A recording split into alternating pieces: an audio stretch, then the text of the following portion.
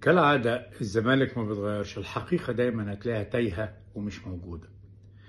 حتة الأرض اللي تم سحبها من نادي الزمالك خلال اليومين اللي فاتوا حصل عليها جدل كبير جدا جدا موجود على السوشيال ميديا وكمان في كل القنوات التلفزيونية، نظرا لقيمة نادي الزمالك ونظرا كمان لقيمة قطعة الأرض اللي المفروض كانت تعمل دخل كبير جدا يعين النادي على كل مشاكله المالية.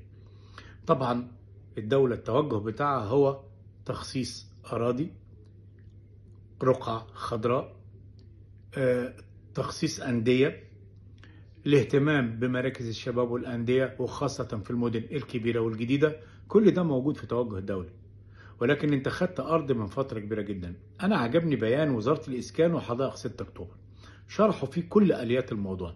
ده البيان بتاع 6 أكتوبر بتاع وزارة الإسكان اللي بيتكلموا فيه على تأخير عمليات الإنشاء اللي المفروض تكون 25%، أنت بنيت 1% فقط لغير علشان توقف عملية سحب القطع. ادوك مهلة 2 وانت لم تتحرك ولم تفعل شيء، لانك انت عندك اهتمام فقط لغير بالفريق الاول لنادي الزمالك، ونسيت تماما المشاكل الاخرى اللي موجوده واللي تترتب عليه اللي احنا شايفينه في الوقت الحالي.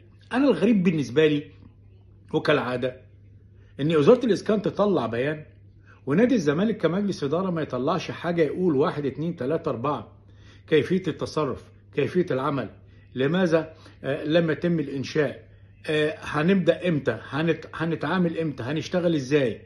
انما المناشده من كل اولادنا الزمالك ومحبين الزمالك ممتاز، انما في الحقيقه المفروض يكون في مجلس اداره معني بالامر يطلع بيان لكل محبين، لكل القائمين، للاعلام المصري، لكمال السوشيال ميديا، يقول ان الموضوع 1 2 3 4 هيتم انتهائه في الفتره الجايه. انما بالشكل ده الحقيقه دايما غايبه في نادي الزمالك. تحياتي.